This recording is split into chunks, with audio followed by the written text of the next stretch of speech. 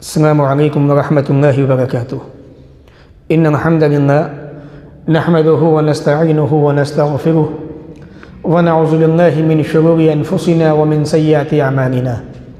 मन यहदिहिल्लाहु फला मुज़िल्ल लहु व मन युज़लिल्हु फला हादिय लहु। व अशहदु अन ला इलाहा इल्लल्लाहु वहदहु ला शरीका लहु व अशहदु अन्न मुहम्मदन अब्दुहु व रसूलुहु अम्मा बअद। फ़इन्न खैरल हदीस किताबुल्लाह व खैरल हदी हदी मुहम्मदिन सल्लल्लाहु अलैहि वसल्लम व शर्रल उमूरि मुहदसातुहा व कुल्लु मुहदसतिन बिदअह व कुल्लु बिदअतिन ज़लालह व कुल्लु ज़लालतिन फिन्नार। फ़अऊज़ु बिल्लाहिस समीइल अलीम मिनश शैतानिर रजीम मिन हम्ज़िहि व नफ़्ख़िहि व नफ़्सिहि। बिस्मिल्लाहिर रहमानिर रहीम। या अय्युहन नास इन्ना वअदल्लाहि हक़्क़ फ़ला तग़ुर्रन्नकुमुल हयातुद दुनिया वला यग़ुर्रन्नकुम बिल्लाहिल ग़रूर। या अय्युहल्लज़ीना आमनुत्तक़ुल्लाह वलतंज़ुर नफ़्सुम मा क़द्दमत लिग़द वत्तक़ुल्लाह इन्नल्लाहा ख़बीरुम बिमा तअमलून। इन्नश-शैतान लकुम अदुव्वुन फ़त्तख़िज़ूहु अदुव्वा। वक़ाल नबी सल्लल्लाहु अलैहि वसल्लम कुल्लुकुम राइन व कुल्लुकुम मसऊलुन अन रइयतिही। रवाहुल बुख़ारी। रब्बि इश्रह ली सदरी व यस्सिर ली अमरी वहलुल उक़दतम मिन लिसानी यफ़क़हू क़ौली। रब्बि ज़िदनी इल्मा आमीन। अल्लाहुम्मा रब्बि ज़िदनी इल्मा आमीन। तमाम किस्म की तारीफ़ अल्लाह रब्बुल आलमीन के लिए लायक़ व ज़ेबा है, जिसने हम तमाम इंसानों को इस दुनिया के अंदर पैदा किया और पैदा करने के बाद इसी दुनिया के अंदर हमारे रहने सहने का बंदोबस्त किया। हमारे ही अंदर से अपने नेक बंदों को नबी बनाया, रसूल बनाया। आखिर में प्यारे नबी मोहम्मद रसूलुल्लाह सल्लल्लाहु अलैहि वसल्लम को क़यामत तक आने वाले तमाम इंसानों के लिए रहमत बना के भेजा। दरूद व सलाम नाज़िल हो तमाम नबियों पर, ख़ास तौर से अल्लाह के आखिरी नबी प्यारे नबी मोहम्मद रसूलुल्लाह सल्लल्लाहु अलैहि वसल्लम पर अल्लाहुम्मा सल्लि व सल्लिम व बारिक अलैहि। सामईन, हम जिस समाज और मुआशरे के अंदर ज़िंदगी गुजार रहे हैं, उस समाज की हालत बड़ी नाजुक है। दिन ब दिन हालात बद से बदतर होते जा रहे हैं। समाज के अंदर, मुआशरे के अंदर अमन, सुकून, चैन ख़त्म होता जा रहा है। बुराइयाँ, मुश्किलात, बीमारियाँ, परेशानियाँ, आफतें, मुसीबतें समाज के अंदर पैदा हो रही हैं। इंसान इन मुसीबतों के अंदर, परेशानियों के अंदर घिरता जा रहा है। छोटे से लेकर बड़े गुनाह तक समाज के अंदर होने लगे हैं। आदमी बड़ा गुनाह करने को भी आसानी समझता है, गुनाह करने के बाद ज़रा भी एहसास नहीं होता। इंसान अल्लाह के साथ में शिरक कर रहा है, कोई एहसास नहीं। माओं की नाफरमानी हो रही है, बापों को ज़लील किया जा रहा है, शराब को पिया जा रहा है, म्यूज़िक सुना जा रहा है, रिश्तों को तोड़ा जा रहा है, अल्लाह के हुकूक़ को पामाल किया जा रहा है, नबी की सुन्नतों की मुखालिफत हो रही है, कुरान की तिलावत को ख़त्म किया जा रहा है, कुरान को ताक़ों में सजा के रखा हुआ है। ये कह लीजिए समाज और मुआशरे के अंदर आज के वक्त में कोई सा गुनाह ऐसा नहीं है जो हमारे समाज में अंजाम ना दिया जा रहा हो। आज हमारे समाज की हालत ऐसी हो चुकी है। अवाम के करतूतों की बुनियाद पर, गलत कामों की बुनियाद पर अल्लाह रब्बुल आलमीन ने हमारे ऊपर ज़ालिम हुक्मरानों को, बादशाहों को मुसल्लत कर दिया, जो हमारी समाजी और मुआशरती ज़िंदगी को तंगी में लेके जा रहे हैं, परेशानी में डाल रहे हैं। दिन ब दिन नई नई खबरें हमारे सामने आती हैं, हादसे दिन ब दिन बढ़ते जा रहे हैं, मौतें वाक़ हो रही हैं। इंसान फिर भी अल्लाह की तरफ आने को तैयार नहीं, अल्लाह की तरफ झुकने को तैयार नहीं, अल्लाह की तरफ आने को तैयार नहीं, रब के सामने सजदे करने को तैयार नहीं। हमारे समाज की हालत ऐसी हो चुकी है। इसलिए मैंने सोचा क्यों ना अपने भाइयों की तवज्जो थोड़ी सी आखिरत की तरफ, अल्लाह रब्बुल आलमीन के कानून की तरफ भी की जाए, ताकि इंसान अपनी हकीकत को पहचाने, दुनिया की हकीकत को समझे और अपनी हकीकी ज़िंदगी, आने वाली जो ज़िंदगी है उसके बारे में तैयारियां करके अपने आप को कामयाब बनाने की कोशिश करे। अल्लाह रब्बुल आलमीन ने कुरान मजीद में इरशाद फरमाया, या अय्युहन्नास लोगो इन्ना वादल्लाहि हक़, अल्लाह का वादा हक़ है, सच है।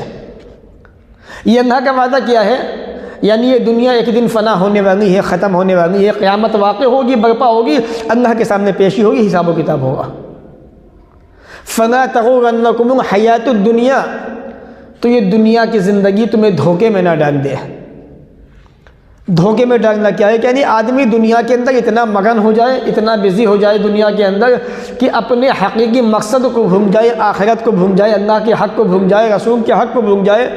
किताबुल्लाह का मकसद आने का क्या है, किताबुल्लाह को अल्लाह ने क्यों उतारा, उसके मकसद को भूल जाए। फ़ला तग़ुर्रन्नकुमुल हयातुद दुनिया, दुनिया की ज़िंदगी तुम्हें धोखे में ना डाल दे। और इंसान धोखा खा चुका। वला यग़ुर्रन्नकुम बिल्लाहिल ग़रूर, और अल्लाह के बारे में तुम्हें धोखा देने वाला शैतान धोखे में न डाले। शैतान ने भी हमें धोखे में डाल दिया, आपस में नफ़रतें पैदा करा दी, आपस में दुश्मनियाँ पैदा करवा दी। आदमी आदमी को आदमी समझने को तैयार नहीं है, इंसान अपने पड़ोसी को देखने को तैयार नहीं है। भाई बहन के रिश्ते के अंदर खट्टापन आ चुका है। मियाँ बीवी के अंदर मुसीबतें, परेशानियाँ, गलतफहमियाँ, बदगुमानियाँ पैदा हो चुकी हैं।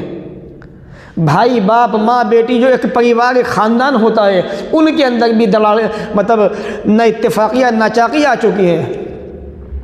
शैतान ने इतने हम पे वार किए, इतने हमले किए कि हम उसके हमले को जानबूझकर रोकने को तैयार नहीं। बस हमारी नाक का मसला है, उसने हमारे साथ में ऐसा क्यों किया, उसने ऐसा क्यों किया। रसूल अकरम जनाब मोहम्मद रसूलुल्लाह सल्लल्लाहु अलैहि वसल्लम के सहाबा की ज़िंदगी पढ़ी आप, वहाँ भी शैतान आया था, उन पे भी हमले किए थे, लेकिन उन्होंने शैतान के मुकाबले में अल्लाह के कानून को चुना, आखिरत को चुना। अपनी नाक को उन्होंने आगे नहीं आने दिया, अपने भाइयों को चुना उन्होंने, इस्लामी भाइयों को, अपना सब कुछ कुर्बान करने को तैयार हो गए भाइयों के ऊपर। ऐसा हमें भी करना चाहिए था। तो अल्लाह के बारे में तुम्हें धोखा देने वाला शैतान धोखे में ना डाल दे। शैतान ने हमें धोखे में डाल दिया। हम नमाज़ों के नहीं गए, नमाजी नहीं बने, दुनिया के अंदर मुसीबतें बढ़ती जा रही हैं, परेशानियां बढ़ती जा रही हैं। कोई भी आदमी ऐसे मुसीबत के वक्त में, परेशानी के वक्त में अल्लाह की तरफ आने को तैयार नहीं है। जबकि प्यारे नबी अलैहिस्सलातु वस्सलाम ने फरमाया था, अगर तुम ये चाहते हो कि अल्लाह ताला तुम्हें तंग दस्ती में, मुसीबत में, परेशानी में याद रखे, तो तुम खुशी के वक्त में अल्लाह को याद रखो। आज खुशी का वक्त आता है, शादी ब्याह का वक्त आता है, अकीक़े का वक्त आता है, बच्चों के पास होने का वक्त आता है, एग्ज़ाम का वक्त आता है। हमारी हालतें क्या होती हैं, बिदअत और खुराफात के अंदर, रस्म व रिवाज के अंदर हम बह जाते हैं। खुशी का मौका होता है, अल्लाह को याद करते, अल्लाह के कानून को याद करते, बजाय अल्लाह के कानून को याद करने के अल्लाह के कानून की धज्जियाँ उड़ाई जाती हैं। दहेज के नाम पर, रस्म व रिवाज के नाम पर, जूता छपाई के नाम पर, लेन देन के नाम पर, फ्रूट्स के नाम पर, ड्राई फ्रूट्स के नाम पर, फलों के नाम पर, बारात के नाम पर, न जाने कितनी मुख्तलिफ किस्म की बीमारियां समाज के अंदर पैदा हो चुकी, और फिर भी हम समझने को, समझने को तैयार नहीं है। देखिए भाइयों, आज हमें शैतान के हमलों को पहचानने की ज़रूरत है। शैतान हमें दुनिया के बारे में धोखे में डाल रहा है। बिरादरवाद का झगड़ा, रिश्तेदारी का झगड़ा, शादी ब्याह के मसले का झगड़ा कि हमारी शादी उस ख़ानदान में, उस परिवार में नहीं हो सकती, वो हमारे मेल जोल का नहीं है, हमारे बराबर का नहीं है, हमारे समाज सोसाइटी का नहीं है। अल्लाह के नबी सल्लल्लाहु अलैहि वसल्लम के मानने वालों, रसूल अकरम जनाब मोहम्मद रसूलुल्लाह सल्लल्लाहु अलैहि वसल्लम ने कौन सी शादी अपनी बिरादर में की थी, ज़रा मुझे बताइए। और रसूल अकरम सल्लल्लाहु अलैहि वसल्लम की जितनी बीवियाँ थीं, ज़रा उनको टटोलो। रसूल अकरम सल्लल्लाहु अलैहि वसल्लम की तमाम बीवियाँ गैर ख़ानदान से थी, गैर परिवार से थी। रसूल अकरम को तो एतराज़ नहीं था। आप इतने बड़े हो गए, नबी से बड़े हो गए आप, कि आपको एतराज़ है कि ये हमारे मुकाबले का नहीं है, हमारी सोसाइटी का नहीं है, हमारी बिरादर का नहीं है। अल्लाह के वास्ते डरो, अल्लाह की ज़ात से, अल्लाह से डरो। आज ये मुसीबतें, परेशानियाँ इसी बुनियाद पर आ रही हैं। शैतान ने हम पे हमले किए, हम शैतान के हमलों के अंदर बह गए, हम उसको बर्दाश्त नहीं कर पाए, और हम जानते बूझते इस नदी के अंदर बह चले। इसलिए अल्लाह ने शैतान के बारे में कहा, इन्ना शैतान लकुम अदू, शैतान तुम्हारा दुश्मन है, फत्तखिज़ू अदुव्वा, उसको दुश्मन ही समझो। आज हम नहीं समझते। हमारा दुश्मन कौन है? हमारा भाई है, हमारी माँ है, हमारी बहन, हमारा बाप, रिश्तेदार, ये हमारे दुश्मन हैं। आज हमारे हालात ये बन चुके हैं। ज़रा आने वाली ज़िंदगी के बारे में सोचिए। ये दुनिया की ज़िंदगी फ़ानी है, कुल्लु मन अलैहा फ़ान, सब कुछ फ़ना होना है, ख़त्म होना है। वयबक़ा वजहु रब्बिका, कुछ बाकी रहेगा तो तेरे रब की ज़ात बाकी रहेगी, जो बड़ी इज़्ज़त वाली ज़ात है। थोड़ी तवज्जो अपनी इस दुनिया से हट के आखिरत की तरफ भी कीजिए। या अय्युहल्लज़ीना आमनू, ऐ ईमान वालो, ऐ मोमिनो, इत्तक़ुल्लाह, अल्लाह ताला से डरते रहो। ये डर इत्तक़ुल्लाह हैसुमा कुंता, जहाँ भी रहो अल्लाह का डर तुम्हारे दिलों के अंदर, तुम्हारे सीनों के अंदर होना चाहिए। वन तंजुर नफ्सुम मा क़द्दमत लिग़द, हर नफ्स को, हर जान को देखना चाहिए कि आने वाले कल की क्या तैयारी है उसकी, उसने कितनी नेकियां की, कितने अच्छे काम किए, कितने अच्छे अमाल उसने आगे भेजे, या कितनी बुराइयाँ की। वत्तक़ुल्लाह, फिर भी अल्लाह ताला से डरते रहो नेकियां करने के बाद भी। कहीं अल्लाह ताला हमारी ये नेकियां कबूल करेगा नहीं करेगा, कहीं दिखावा तो नहीं हमारी नेकियों के अंदर, हमारी नीयत तो साफ़ है ना, हमारी नीयत ठीक तो है, नीयत गलत तो नहीं है। वत्तक़ुल्लाह, अल्लाह ताला से डरते रहो, क्योंकि अल्लाह ताला तुम्हारे अमलों को देख रहा है, अल्लाह ताला तुम्हारे अमलों से ख़बरदार है। आज ये एहसास सीनों के अंदर पैदा करने की ज़रूरत है। ये समाज, ये माशरा, इसकी हालत दिन ब दिन बद से बदतर होती जा रही है, और इसके ज़िम्मेदार हम खुद हैं, क्योंकि हम खुद अपने आप को बदलने को तैयार नहीं। हम जानते हैं हमें अल्लाह ने पैदा किया, मानते भी हैं अल्लाह एक ही, हम जानते हैं अल्लाह ने रसूल अकरम सल्लल्लाहु अलैहि वसल्लम को नबी बना के भेजा, हम जानते हैं कुरान हमारी अंतिम किताब है, आखिरी किताब है, हम ये भी मानते हैं। लेकिन इसका जो कानून है, जो अल्लाह ने कानून किताब के अंदर नाज़िल किया कुरान मजीद के अंदर, उसको हम मानने को तैयार नहीं। क्यों? क्योंकि वो हमारे अपने कानून के ख़िलाफ़ जाता है। वो हमारा सोसाइटी में जो उठना बैठना है, अपने स्टेटस के लोगों के साथ में, बड़े लोगों के साथ में उठना बैठना, खाना पीना, कुरान जो है हमें उससे रोकता है। यानी हम अपनों को देखते हैं, गैरों को नहीं देखते, नीचे लोगों को नहीं देखते, छोटे इंसानों को नहीं देखते, गरीबों को नहीं देखते, इसलिए कुरान हमें इससे रोक रहा है। हम ये सोचते हैं कुरान आपको मना नहीं करता, आप बड़े लोगों के साथ में उठे बैठे, खाए पिए, अच्छी बात है, लेकिन साथ में गरीबों का जो हक़ है उसको भी ख्याल रखें, पड़ोसी का जो हक़ है उसका भी ख्याल रखें। आप ये सारी चीज़ें आपके जहन में होनी चाहिए। हमने खुद अपने समाज के हालात बस से बदतर कर लिए, हमारी ज़िम्मेदारी क्या है, हमें उसका एहसास ही नहीं रहा। प्यारे नबी अलैहिस्सलातु वस्सलाम ने फरमाया था, कुल्लुकुम राइन व कुल्लुकुम मसूलुन अन रइयतिही, हर आदमी जिम्मेदार है और हर आदमी से उसकी ज़िम्मेदारी के बारे में पूछा जाएगा। कितना आपको एहसास है? आपके बच्चे रातों को कितने बजे सो रहे हैं, आपको एहसास ही नहीं है। बच्चे रजाई के अंदर, लिहाफ के अंदर, बिस्तर के अंदर मोबाइल फ़ोन का यूज़ कर रहे हैं रातों को 2-2 बजे तक, 3-3 बजे तक, आपको एहसास ही नहीं है। आपके बच्चे ने इशा की नमाज़ पढ़ी कि नहीं पढ़ी, आप उससे पूछते ही नहीं, आपको एहसास ही नहीं है। गोया कि हमारी जो जिम्मेदारी थी, हमने उस जिम्मेदारी को समझा ही नहीं, भूल चुके। और जब नमाज फजर का वक्त होता है, हमारे बच्चे उस वक्त अपने फ़ोन के वक्त के सोने की तैयारी में होते हैं, नमाज फजर छूट जाती है।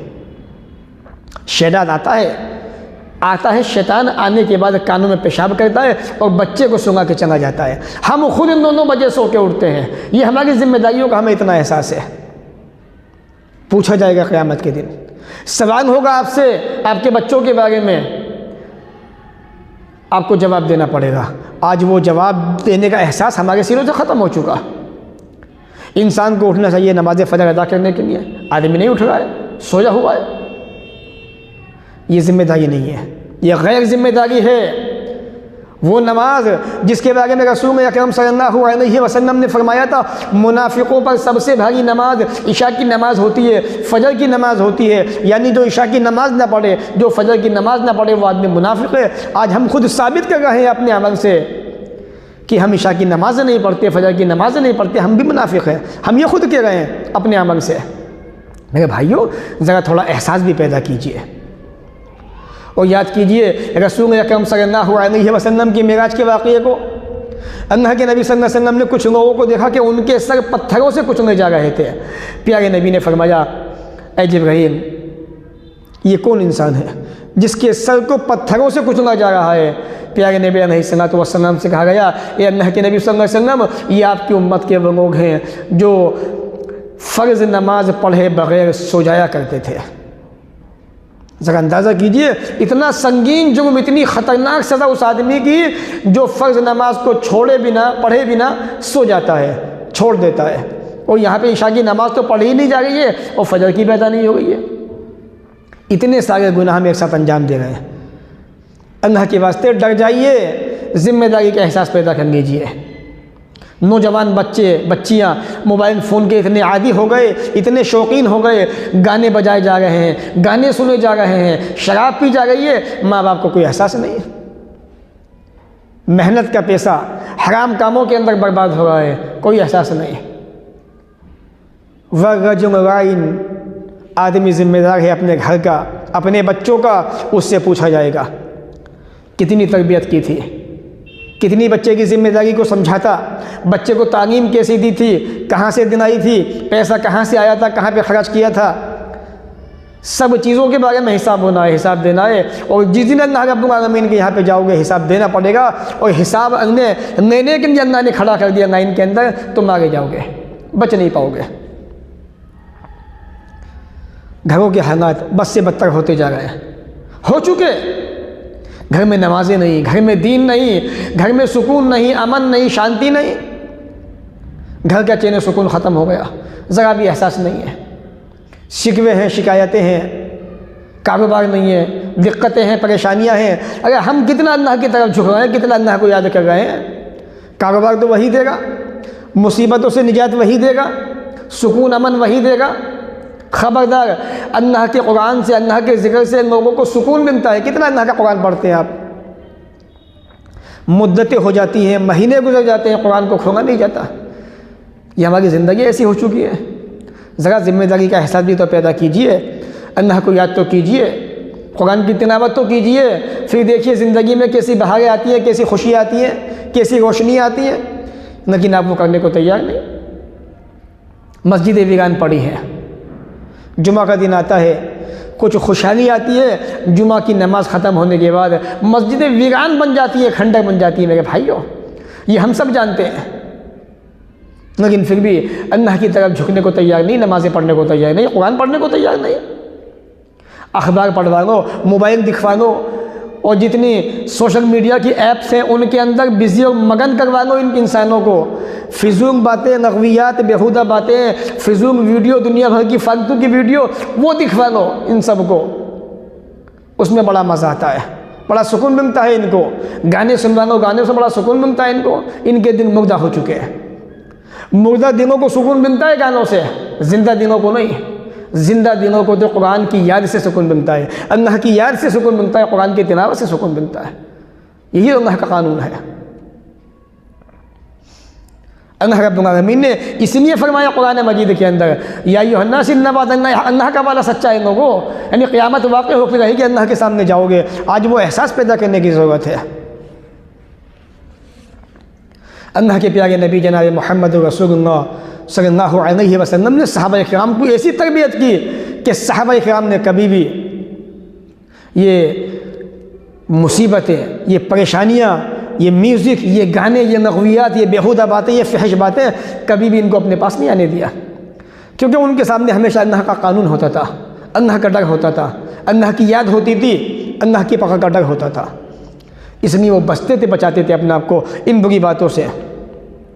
आज हम ऐसे हो गए, हमें अल्लाह याद न रहा, बल्कि कितने तो ऐसे हैं कि जिन्हें अपना सिस्टम याद नहीं कि हमें 24 घंटे में क्या करना चाहिए। आज मुसलमान इतना बेगैरत हो चुका, इतना बेशर्म हो चुका, इतना अल्लाह से दूर हो चुका कि उसे ये भी नहीं पता कि हमें सुबह से शाम तक क्या करना चाहिए। उठता है सुबह देर से, नाश्ता पानी किया, अपने काम पे गए, न नमाज की पता, न काये की पता, न दुआएं, न कुरान, न कुछ, न रिश्तेदारी के हुकूक, न बड़ों के हुकूक, न माँ बाप के हुकूक। आया, अपने कमरे में घुसा और खाया पिया, नहाया धोया, सो गया। ये भी कोई ज़िंदगी है? याद रखो, एक दिन अल्लाह के सामने जाना है। प्यारे नबी अलैहिस्सलातु वस्सलाम ने फरमाया, क़यामत जब कायम होगी, अल्लाह के सामने पेशी होगी। 5 सवालों को जवाब जब तक नहीं दोगे हिल नहीं पाओगे वहाँ से। जवानी के बारे में सवाल होगा। आज नौजवान अपनी जवानी को कहाँ बर्बाद कर रहा है? म्यूज़िक के अंदर, गानों के अंदर, कैफ़ों के अंदर, नहब नईब के अंदर, बेहुदा बातों के अंदर, शराब नोशी के अंदर, ज़िनाकारी के अंदर। ज़िना इतना आम हो चुका कि अल्लाह की पनाह। नई नई ड्रिंक्स पी जा रही है, माँ बाप के पैसे को हराम चीज़ों के अंदर खर्च किया जा रहा है, फिर भी माँ बाप को एहसास नहीं है। पूछा जाएगा जवानी के बारे में, जवानी कहाँ पे बिताई। जबकि अगर इसी जवानी को अच्छी जगह बिताया होता तो प्यारे नबी फरमाते हैं, जिस नौजवान बंदे ने अपनी जवानी को अल्लाह की इबादत में लगा दिया, क़यामत के दिन अल्लाह ताला उसे अपने अर्श के साये में जगह देगा। आज वो नौजवान कहाँ है, कहाँ से ढूंढो उन नौजवानों को, कहाँ है वो नौजवान, आगे आए झुके अल्लाह के सामने अपनी जवानी के अंदर अल्लाह को याद करें। क्यों नहीं याद करते?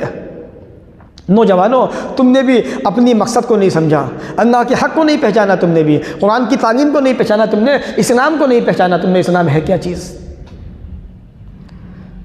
ये जिस्म जो अल्लाह ने तुम्हें दिया है हट्टा कट्टा, इसके बारे में पूछा जाएगा।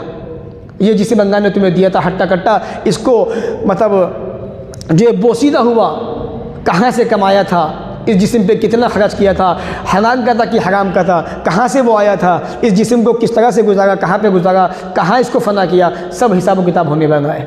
माल कहाँ से कमाया, कहाँ पे खर्च किया, उस बारे में हिसाब होने वाला है। इल्म तुम्हारे पास कितना था, उस पर कितना अमल किया, आज सब जानते हैं। 5 नमाज़ें फ़र्ज़ दिन रात में कौन पढ़ रहा है, हिसाब देना है आपको, हिसाब व किताब होगा आपसे। आप हफ्ते के अंदर मुश्किल से 5 नमाज़ें नहीं पढ़ पाते 7 दिनों के अंदर। ये भी कोई मुसलमान है? ये भी कोई मुसलमान की खूबी है? इतना बेगैरत मुसलमान कि हफ्ते के अंदर 35 नमाज़ों के अंदर से 5 नमाज़ें भी ना पढ़ सके। आज हमें क्या हो गया, हमें से कैसे हो गए? पहचानिए अपने आप को, अपने आप पे गौर फिक्र कीजिए। अल्लाह ने कितना हसीन बनाया, कितना खूबसूरत बनाया। फ़ी अय्य सूरत मा शाअ कबक, जिस सूरत में चाहे अल्लाह ने हमें ढक दिया, इतना हसीन बनाया, इतना खूबसूरत, फिर भी हम उसके हक़ को अदा नहीं कर रहे। 5 वक्त अल्लाह के सामने झुकने को तैयार नहीं। झुकिए, कहीं ऐसा ना हो मरने के बाद कब्र की ज़िंदगी बहुत तारीक हो जाए, अंधेरी हो जाए और हम मुसीबतों के अंदर अल्लाह के अज़ाबों में गिरफ्तार हो जाए। अल्लाह के अज़ाबों से डर जाइए। क़यामत के दिन जो 5 सवाल होने वाले हैं, उनके बारे में एहसास पैदा कर लीजिए। बहुत भारी दिन होगा वो। आज हालात इतने बद से बदतर हो गए, हराम के अंदर पैसे खर्च किए जा रहे हैं। जो गवर्नमेंट के या जो लोगों के हक़ है सोसाइटी के अंदर, उनको देने को तैयार नहीं। ज़कातें हम नहीं दे रहे, पड़ोसी का ख्याल हमें नहीं है। जो गवर्नमेंट की तरफ से हाउस टैक्स है, दुकान टैक्स है, वो हम देने को तैयार नहीं है, उसको मांगे जा रहे हैं। और बाद में जब आदेश आते हैं, सख्ती हम पे होती है, तो हम परेशान हो जाते हैं कि हम पे सख्ती की जा रही है। आप पे सख्ती इसलिए की जा रही है कि आप मुजरिम हैं, आप गुनहगार हैं। जो हक़ आपको पहले देना चाहिए था आपने नहीं दिया, वो तो आप पे सख्ती तो होने वाली है। अगर आपने पड़ोसी का हक़ नहीं दिया, माँ बाप का हक़ नहीं दिया, रिश्तेदारों का हक़ नहीं दिया, आप अगरचे यहाँ बच गए, तो क़यामत के दिन अल्लाह ताला आप पे सख्ती करने वाला है इन रिश्तेदारों के हक़ को मांगने की बुनियाद पर। इसी तरह से गवर्नमेंट आप पे सख्ती करती है क्योंकि आपने उनके हक़ को नहीं दिया, उनके हक़ को मांगने की कोशिश की। जब इंक्वायरी हुई तो पता चला कि आप पे तो बहुत बड़ा हक़ है गवर्नमेंट का, इसलिए वो आप पे सख्ती करती है, आपसे अपना हक़ वसूलती है। एक आदमी मुसलमान होने के बाद इतनी घटिया हरकतें करे, इतने बुरे अमाल करे, बुरे काम करे, ये बात समझ से बाहर है। मुसलमान तो वो है अल मुस्लिम मन सलिम अल मुस्लिमून मिन लिसानिही व यदिही, जिसकी ज़बान से, जिसके हाथ से दूसरा मुसलमान महफूज रहे। मुसलमान तो वो है, अल्लाह ने कहा बंदे बैठ जा, बंदा बैठ गया। अल्लाह ने कहा बंदे उठ जा, बंदा उठ गया।